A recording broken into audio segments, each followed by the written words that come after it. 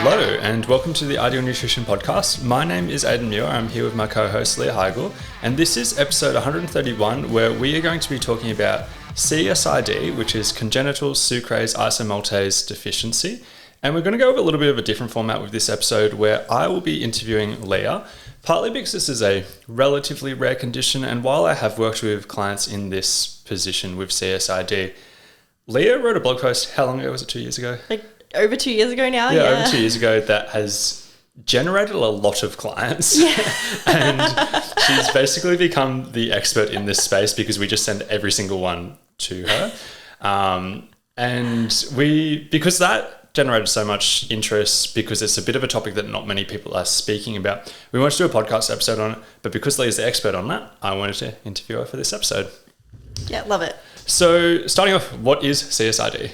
Yeah, so CSID is a rare genetic disorder that affects the digestive system, particularly the ability to break down certain kinds of sugars, specifically disaccharides. So disaccharides are basically two sugar molecules that are linked together, and you need a specific enzyme to break those sugar molecules apart.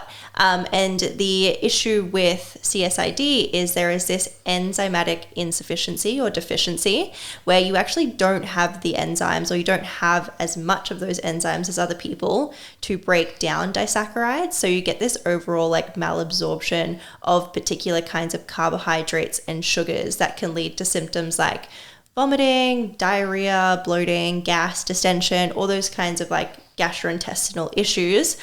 Symptoms can very much differ person to person, but it does come from this malabsorption of these disaccharides, particularly your sucrose, maltose, and isomaltose, and then sometimes also lactose as well. And what causes it? So there are a couple of things that can cause it. It depends on if you have the primary CSID or secondary insufficiency.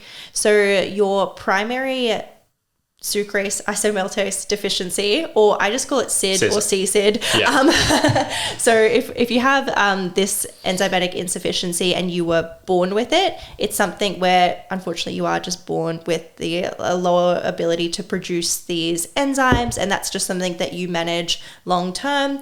But there are cases where it's not congenital, it's not genetic, so you're not born with it, but it does come from damage that happens to the small intestine, because that's where these enzymes are produced. So when there is any damage to the mucosal lining, mucosal wall, or the villi in the small intestine, there is this potential that the enzymatic production is reduced from that, and so many reasons why that can happen. They think that it definitely is linked to cases of gastro. So after having like a bad case of gastro, sometimes people develop this condition. That can alleviate over time as that's repaired though. Other reasons are SIBO, so small intestinal bacterial overgrowth can actually damage these cells as well on the mucosal lining of the small intestine. That's a little bit of a harder one to tackle, a whole rabbit hole of its own. Maybe we do a podcast on that eventually. Yeah. But also like unmanaged celiac disease. So you're eating gluten when you have celiac disease, it can cause this issue. Inflammatory bowel disease, where you have a lot of inflammation in the small intestine specifically, and like certain kinds of medications and stuff. So there's so many things that can cause this insufficiency if you're not born with it, and it's like you have to find that root cause to fix it. Yeah. And since we wouldn't really have stats on prevalence or anything like that, just in terms of your clients, what percentage would you estimate have had it from birth versus have secondary? That's a really good question, because sometimes it's really hard for them to pinpoint when it started. Yeah. So some people are like, yeah, I've dealt with this like since I was a kid, and it's just something that was just not diagnosed and clearly was there in infancy. They clearly did have somewhat of a failure to thrive as an infant. It just wasn't like tested for. But I feel like a lot of my clients are like, yeah, this just started happening one day. Yeah. And they have no idea why, but it was like maybe a decade ago, so they can't really pinpoint it. Yeah. And what is the diagnostic process? So the diagnostic process is an endoscopy where they take a small bowel biopsy. So you need to take the biopsy to test for that enzyme production.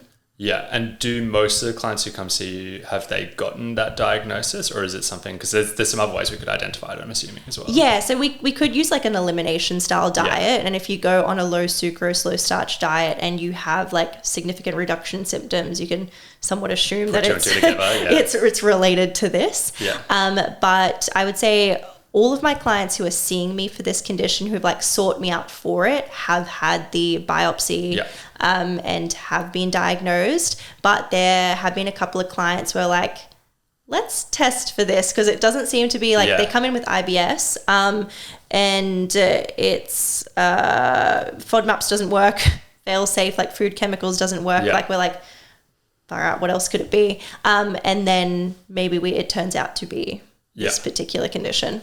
And like, this is another question just in terms of prevalence, and I assume you wouldn't have stats on hand, but like one of the questions I've always wondered in relation to this is like, how common is it? Like, if we say IBS affects like say 13% of the population, like how often is it going to be somebody in that say 13% or whatever, maybe a little bit higher? How prevalent would IBS be? IBS would be a bit higher than that as well, actually. Surely IBS would be a little bit higher. Yeah, it's a little bit higher, but even when it comes to numbers, I almost disregard the prevalence numbers because I think it's so underdiagnosed. Yeah, that's what I was getting at. Like it's, I've had so many clients that are like, I've dealt with this for decades and are only just getting diagnosed. I can't imagine how many people are out there with not being diagnosed and misdiagnosed as IBS and haven't found any relief yet. Yeah.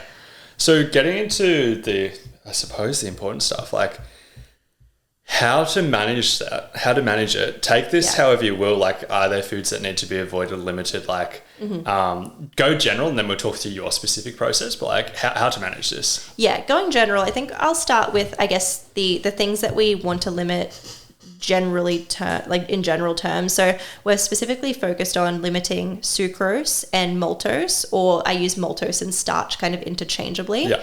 So particularly limiting anything with added sugars. So your kind of general table sugar, so things like soft drink, confectionery, all of that stuff, but also sucrose that is naturally occurring in fruits and vegetables and grains, etc. And then we also want to limit or avoid starch-based foods. So again, your grains, your starchy veg, things like rice, oats, pasta, bread. So over time, especially if you're quite sensitive, this can become like a low-carb diet. Yeah. It's not that you need to limit all carbohydrates, but there are so many carbohydrates that are disaccharides that you do want to limit to avoid symptoms. Yeah, and we'll talk through that as well. Talk us through your process. Like, where would you start? How would you go? Like, if you're working with somebody for like 12 weeks on this or whatever, like what would be the process? Yeah, so I guess at this point, I've been working in this space for quite some time now, and I've got this specific process that I go through. So typically we put someone on a relatively generally like low carb diet. What I like to do is like, especially if someone doesn't know much about the condition, which a lot of the time they've been diagnosed for years and know very little about the condition or are still quite confused by it. We go, all right, let's go pretty much low carb. So we're going to go very, very little amounts of your starchy veg, really small amounts of fruit, basically no grains.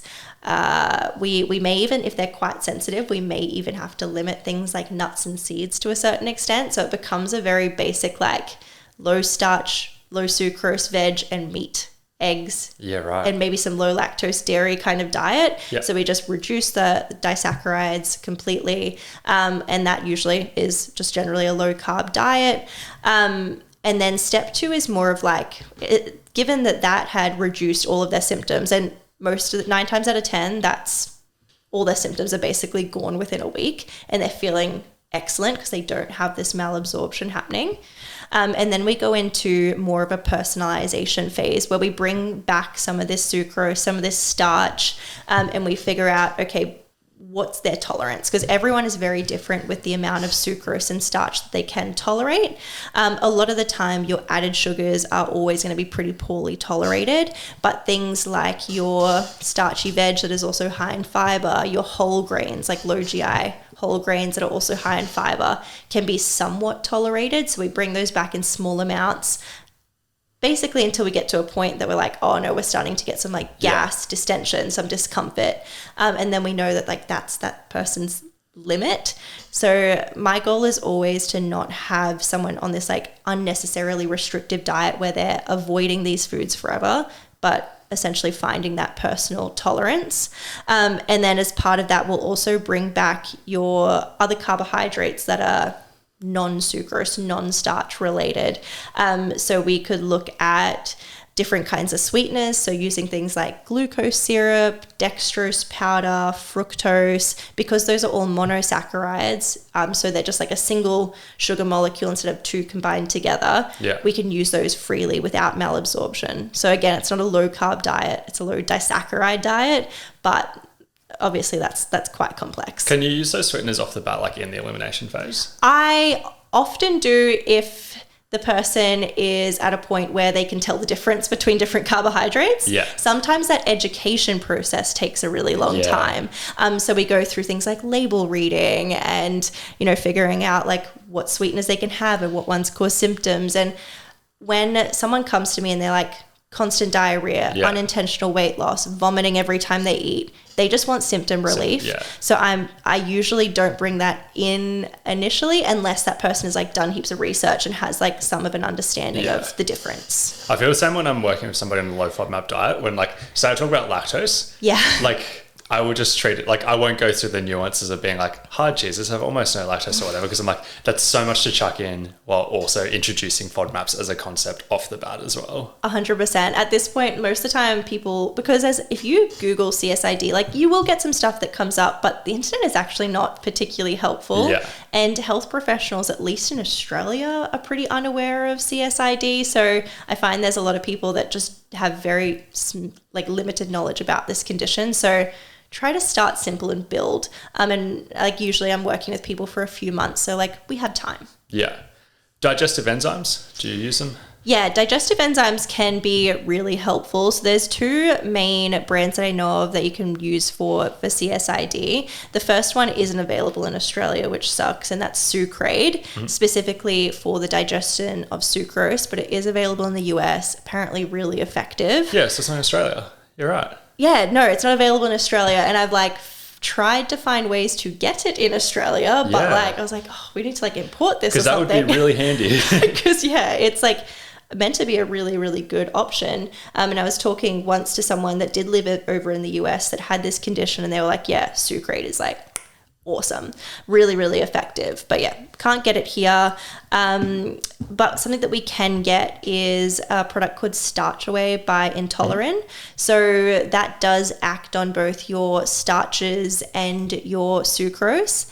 In my experience, Starch Away is really good, but it is less effective for sucrose than it is for starch. So like whilst you might get away with like, let's say having like something with like rice in it and having the Starch Away, it works quite well. If you're going to have sucrose, you still kind of need to limit that to a certain extent, particularly sucrose as like just an added sugar. So it does seem to be more effective on those like more starchy foods. With other sweeteners, is there anything else to watch out for, like say sugar alcohols or anything like that? I think like when you go onto a CSID friendly diet and you are trying to avoid added sugar, you go for a lot of the keto low carb products that are artificially sweetened.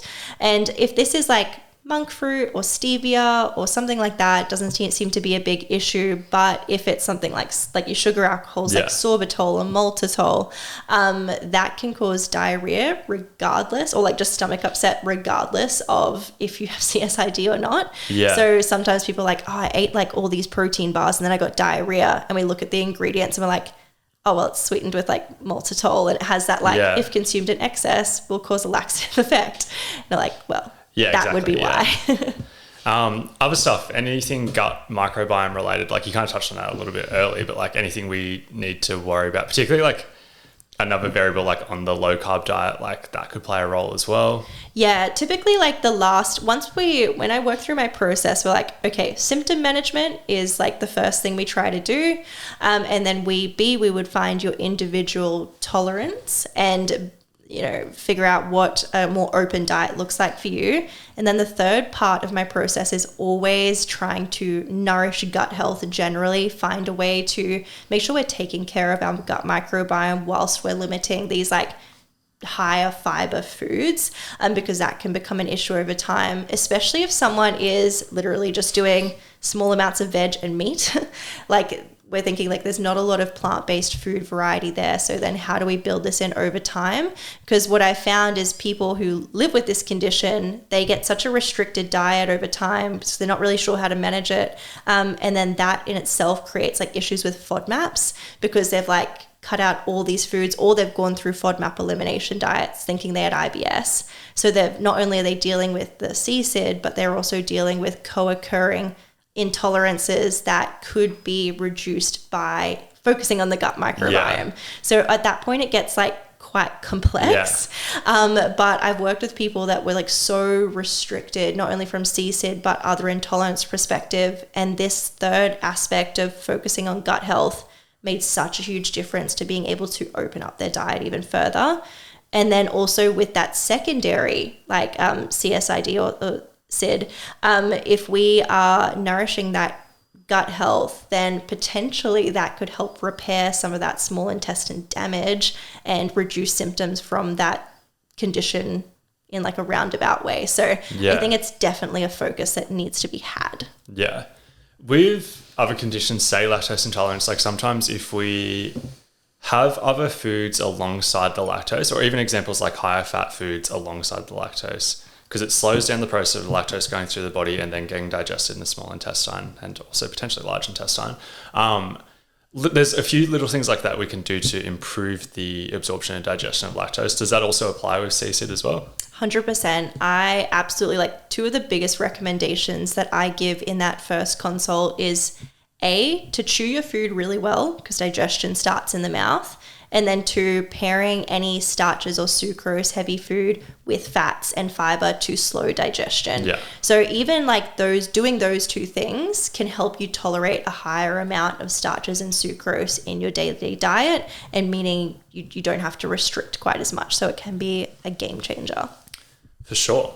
So in prepping for this, is there anything else that came up that I haven't asked about or anything like that that you think would be useful to cover? I actually think you've done a really good job. I thought you were going to miss that last one on the chewing well and like slowing down digestion and stuff. But to be honest, I think the only thing I would add to this is that dealing with sucrose isomaltase deficiency, I really think you should work with somebody. I think you're going to get so much more benefit in working with like a dietitian that is informed in this space. Because even when I first started practicing in this space, it was really hard to navigate. And also all those nuances around nourishing your gut health, maybe reversing the condition if possible, looking at different tolerance, like opening up your diet to other sweeteners and things, like rather than just following this like low carb diet. I just think it's so worth working with someone. Yeah, I think so too. And that's also a message I'm pretty consistent on. Like I never want this to be an ad or anything like that. I'm really big on putting out good content and helping where possible. And that's what I hope this podcast is, this episode is. Like if you had CSID and you were listening to this, I hope you got some value out of it. But if you hear me talk about other situations such as the low FODMAP diet, I try so hard to put out so much information for free that it's possible to manage it yourself. That is my goal. If you Google the low FODMAP diet, ideal nutrition, you'll see a very comprehensive blog post that has pretty much everything that I think you need to know to get started and everything like that. But even in that case, I'm like, I've never seen anyone do the low FODMAP diet well without working with a dietitian. And I always chuck that out there, not as an ad to just be like, that's me honestly speaking the truth. Like I've just never seen that. And I've seen heaps of people have really good success while working with a dietitian. I would wager the same applies in this space as well. 100%. Even when it comes to the complexity of like label reading and knowing what some products actually are, like that can be really confusing without a lot of nutrition knowledge and background. So I think it can be very helpful. Perfect. Well, this has been episode 131 of the Ideal Nutrition Podcast. As always, if you could please leave a rating and review, that would be greatly appreciated.